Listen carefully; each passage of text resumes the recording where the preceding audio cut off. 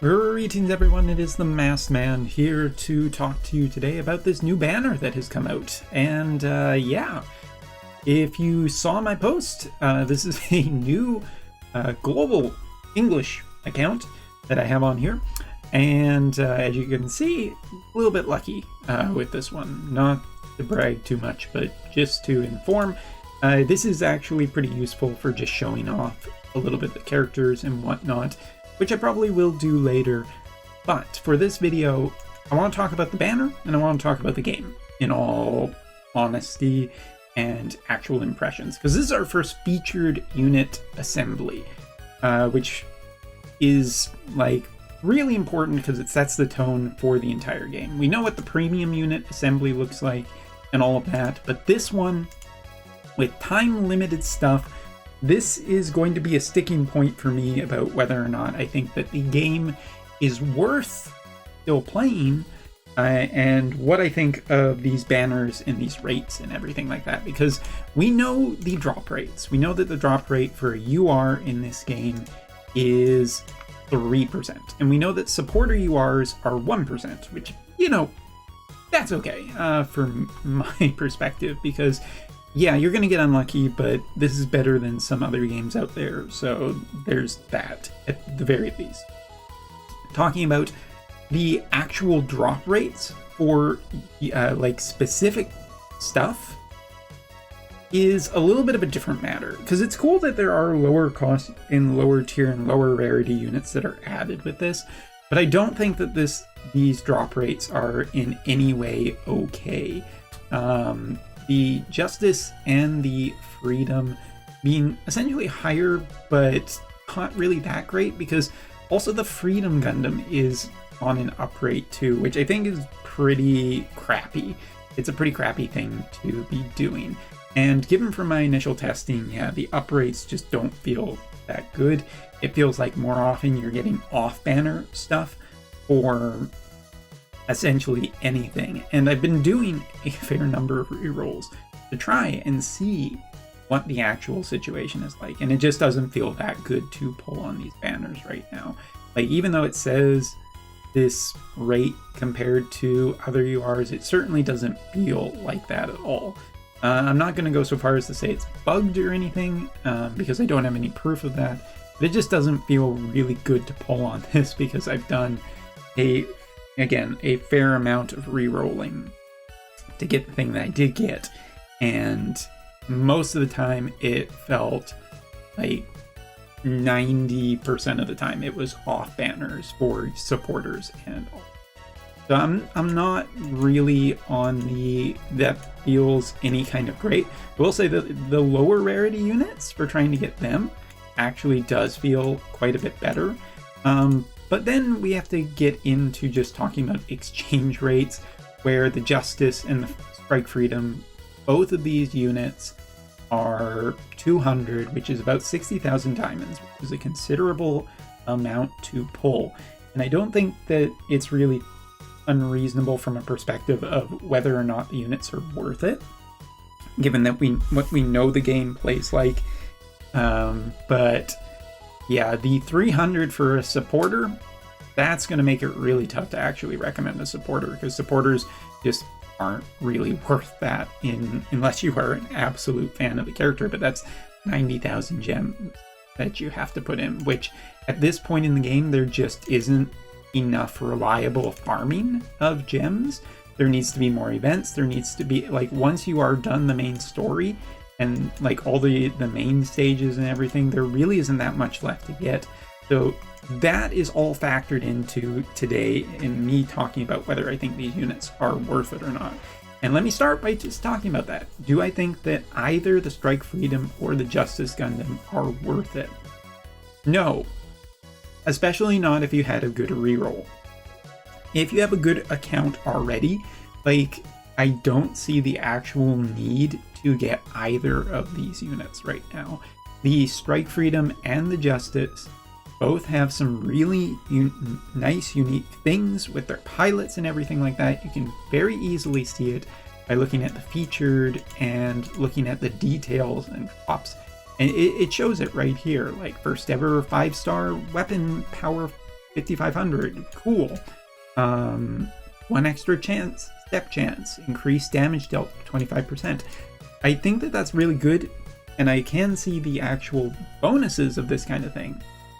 And I can see the advantages for any future seed content. The Strike Freedom Gundam will be a good investment, and we at least know that there will be a Seed Destiny event coming in a couple of months, which this will almost certainly synergize with. And we also know that further down the line, there'll be the Strike Freedom, or the Gundam Seed Freedom movie content, which will also synergize with this unit. This is a great unit for that purpose. But looking at the actual stats and everything, I don't feel that this is worth it. Especially if you have a good Exia at this point, or if you have a starred up Exia, that's really good compared to what you're seeing already with this. And so probably I would say, yeah, this is the Strike Freedom is generally not worth it unless you're a big Seed fan and you're going to be playing this game for a while and you know that you are going to be doing the Destiny event and everything like that, and this is going to be like your big thing, and you're just going back into hardcore saving modes, which I think is the correct way. As for the Justice, same story to me. Looking at other defensive units aren't incredibly valued right now. They are considerably lower rated because at least for the moment, supporters plus a good attacker is such a good combination of just bursting through enemies, and it's very reliable. So I don't think that this is another unit that is worth the high investment of trying to pull, given that your luck might just not be really good. And this one, I don't know if it will have as much synergy. But also, I'm just not a fan of the Freedom Gundam being uprated in this event. Even though it is a really good machine, really good supporter machine, it does detract from the 2 new machines, and I feel like, yeah, with the way the reroll was done and starting accounts was done, if you had like an Exia and a Freedom, then you don't want to see the Freedom here, even if it does start up. As for Lacus Klein and the Eternal, I don't think that this is one of the best supporters out there. Generally pretty good. Wouldn't complain if I got this unit and was able to equip it, but it doesn't seem like it's going to be ranking anywhere near the highest tier of supporters out there, which is a video. But just looking at this, I do like some of the lower tier units.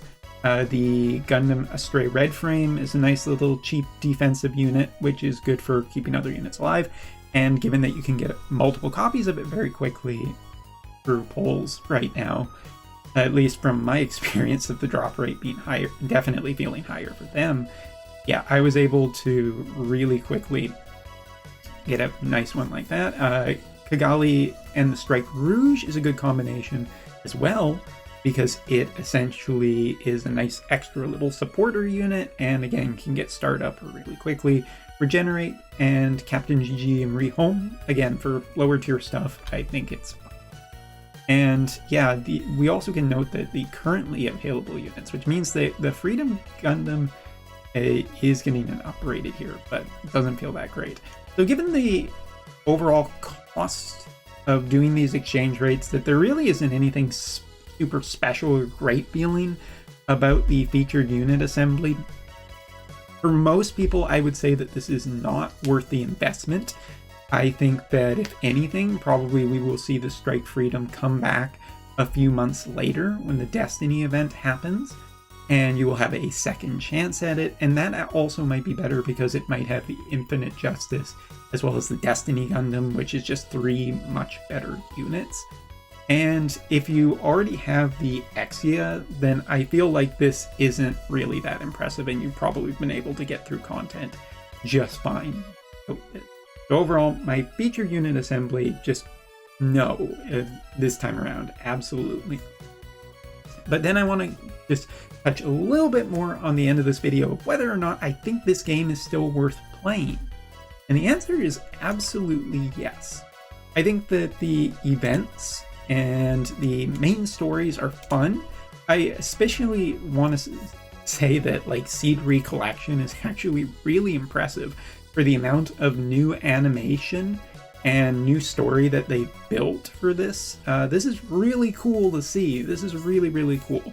And I hope to see more of this in the future with other series as well, such as like Double O or some Witch from Mercury or Wing. If we got any new animation for any of all of that stuff, that's just good. But I think that with the way the development works and whatnot, you don't need specifically URs. You can do the game with lower tier units. URs just make it a little faster, and especially right now with the way FOMO is for early events, like for instance the Red Gundam, which, you know, I'm kind of with this new account just calling it in. Won't be able to do it with time in real life. But I think that this game is still a ton of fun to play. I still enjoy it a lot.